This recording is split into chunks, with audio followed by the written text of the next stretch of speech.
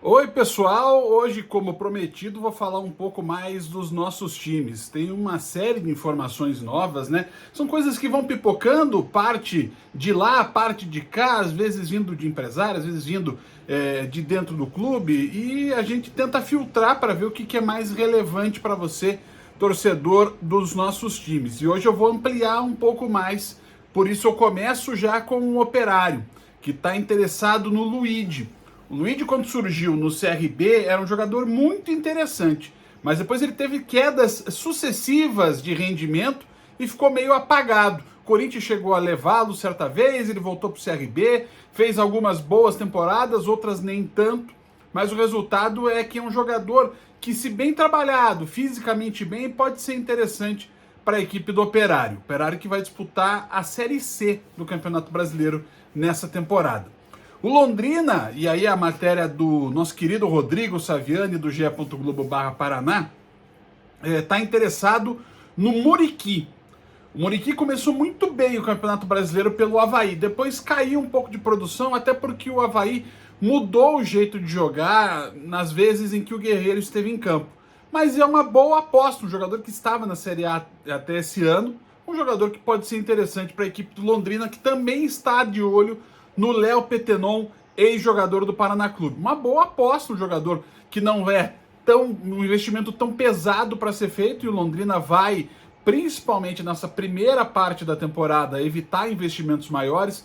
Pode ser um jogador bastante interessante. Olhando para a Série A, né? Falamos do Operário da Série C, do Londrina na Série B, a dupla Atletiba. O Guto Ferreira falou, na última entrevista que concedeu após o final da temporada, ele falou um detalhe muito interessante sobre jogadores que o Coritiba tem que ficar de olho. Jogadores de velocidade e de força física. Faltou isso mesmo para o Coritiba no campeonato. O Coritiba, num dado momento da temporada, começou a se acelerar para fazer contratações, e aí o critério vai, né, indo um pouco para o espaço. Na saída do Igor Paixão, quando o Igor Paixão foi vendido, o Coritiba ficou sem saída em velocidade. E essa é uma das explicações, inclusive, da queda de rendimento do time. Então você tem que ter um velocista confiável. O Coritiba tinha até uns jogadores de velocidade nesse ano, mas nenhum deles extremamente confiável. Então é sim uma contratação que o Coritiba tem que fazer. E o jogador de força, ele não é simplesmente o centroavante, o trombador. Pode ser um jogador de meio campo, de transição. O Coritiba vai ter o William, vai ter Andrei, vai ter Bruno Gomes, que renovou, e essa é uma boa notícia para o Coritiba, mas tem que ter um jogador de meio campo que também tenha mais força física para chegar na frente também, para ajudar o articulador. A gente imagina que vai ser o Regis, pelo menos nesse início de temporada. E também pode ser um homem de frente, pode ser um homem da zaga, jogadores com mais força física, para o Coritiba estar mais preparado para o choque, para dificuldade, para jogos de características especiais. Em relação ao Atlético, a Nádia Mawad publicou também no ge.globo/Paraná a necessidade do Atlético de fazer negociações. E a principal que surge nesse momento é a do Guilherme Bissoli. Ela é diferente de situações como a do Pedro Henrique e do Vitor Roque, por exemplo. Por quê?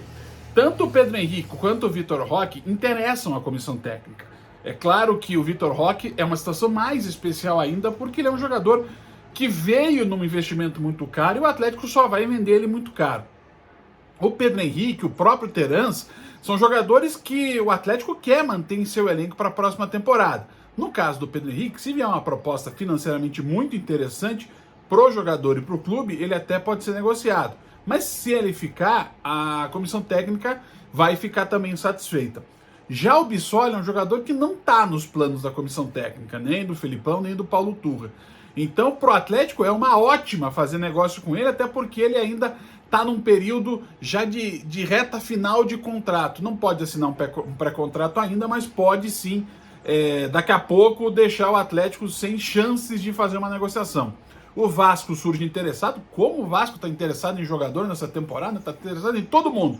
Mas é um negócio que pode ser bom para o Atlético. O Atlético pode faturar um bom dinheiro aí com a possível venda do Bissoli.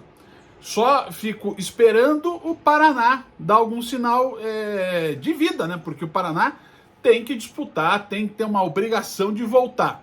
Tanto a primeira divisão estadual, quanto a Série C. Claro que talvez nem isso consiga fazer, né? Porque nesse momento está fora da Série D. O Paraná tenta articular, junto com a federação, uma possível volta à Série D por outros caminhos, uma volta da Taça Paraná. Mas o Paraná precisa montar um elenco, nem que seja por 3 meses, minimamente suficiente para voltar para a primeira divisão do futebol paranaense. Ainda hoje eu volto para falar dos jogos da Copa. Muito obrigado pelo carinho. Continue fazendo esse boca a boca, essa propaganda para os seus amigos. Fale para mais uma pessoa, fale para mais umas pessoas no meu canal aqui no YouTube e fale também do meu site, o cristotoledo.com.br, porque lá também atualizo direto, todo dia, o mercado da bola. Está lá em primeiro destaque, é o primeiro destaque do site, é o mercado da bola para Atlético e para Curitiba. Um abraço para todo mundo.